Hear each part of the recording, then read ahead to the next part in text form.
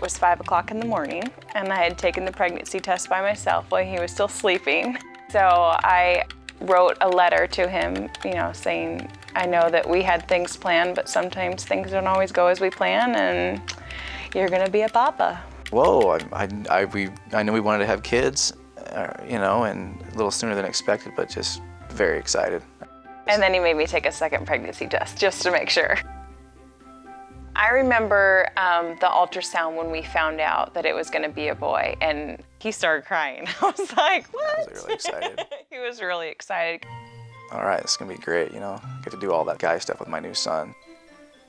I would never say, I just need a happy, healthy boy. I just say, just bring me a healthy boy. We'll make him happy. It just seemed like things were going the way they should have gone. He was like, one more push and you're done. And out came baby Carter. Kind of as a new father, all you think about is 10 fingers and 10 toes. I was actually looking for it, you know.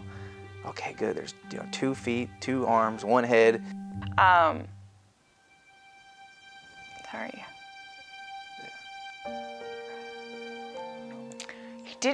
He didn't cry right away. He didn't make a sound right away.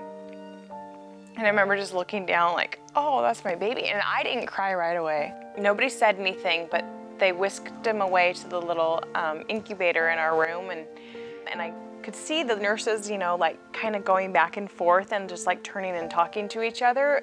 Just seeing them pick up his arms and then letting go of his arms, and they would kept falling down and stuff, telling sign there that something wasn't right. And I was just so scared to ask what was wrong because I knew they were going to tell me that something was wrong, but I didn't want to hear it.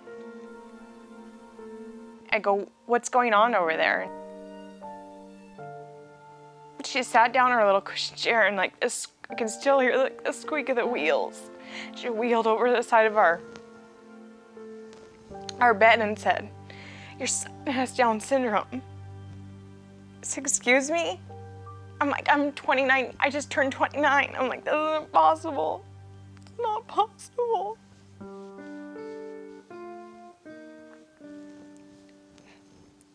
And so she goes, I take it you didn't know?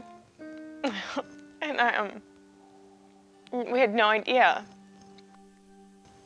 And then they brought Carter over to me. And I remember just looking at him. I had to tell myself that he was perfect. I was scared. I was scared I wasn't gonna love him. I was scared that I didn't know what to do with him. I was just shock for me. Just like, what do you mean? You know? It's like you had a baby, but it's like you lost a baby at the same time. You ask yourself what you did wrong. I remember hearing the door crack open. It was my mom and my dad behind her.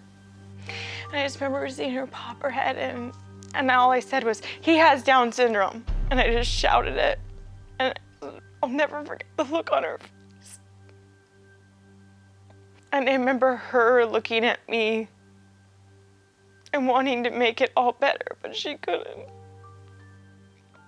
And I thought about like, when we were gonna take him places and when we were gonna go to meet people, do I say, this is my son?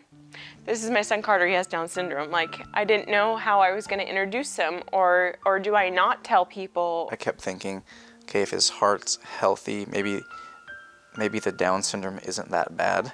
I guess almost thinking in denial a little bit that he even had it, Down syndrome still. Yeah, at first it was hard. I just, a lot of crying and just, we didn't know anything. I think at one point they gave us a packet of, here, to go on the internet and you can find out about Down syndrome and stuff like that. And it was just kind of like, you know, man, this is not helping. Is there anybody that can come in here and like, you know, give us some answers and some information? And in the beginning, it didn't feel like there was that. We took him in the pediatrician's office and he said Carter will probably be having to receive physical therapy and speech therapy and whatnot. So we wanted to be proactive and giving Carter everything that we could to make sure that he is successful in all aspects of his life. And so we're like, as young as he can start, let's do it. It felt like we were walking into a place where we belonged. You accepted us and you were there for us. I felt okay for the first time, knowing that I've come somewhere and I'm going to do something to help my child. And then when they came to our house the very first time, almost immediately, it was just like, this feels right. This is going to help. These people know what they're doing. They know what they're talking about. One of the therapists said to me, he's your baby, and just treat him like your baby. And I just, it just felt like they knew what I was going through and they could feel my pain, but they understood and they wanted to help. This is another good way to encourage the midline position. So initially, we had started with physical therapy. And then as Carter got a little bit older, we added in speech therapy. Good job. Can you say please? Good job. It's not just talking, and it's not just, physically moving your body. It's the way you move your body. Up. Up. It's how you eat. It's how you sit. It's how, there's so much more involved in all the different therapies. The therapist really encouraged us to use sign language because children with Down syndrome, they develop speech slower. So the therapist really worked with Carter, and that's been awesome.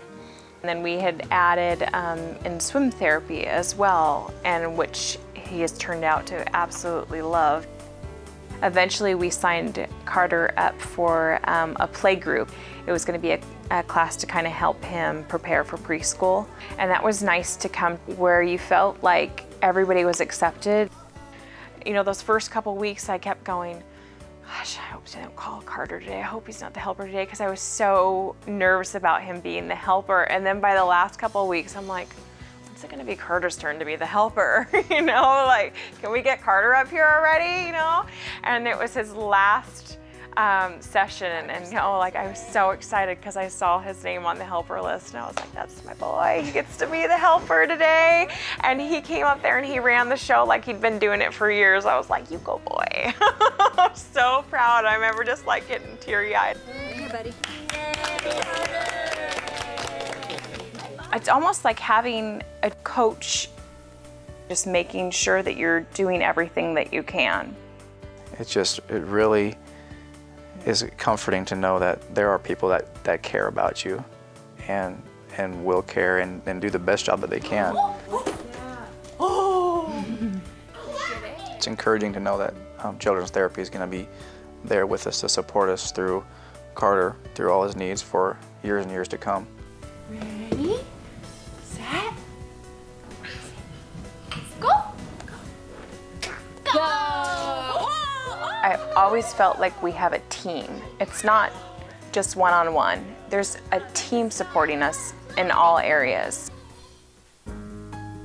Knowing what we know now, that Carter was going to turn out to be the most wonderful, beautiful thing that we'd never created. He's really awesome. And just to see him develop some of his own individuality has just it's been so neat to see that growth.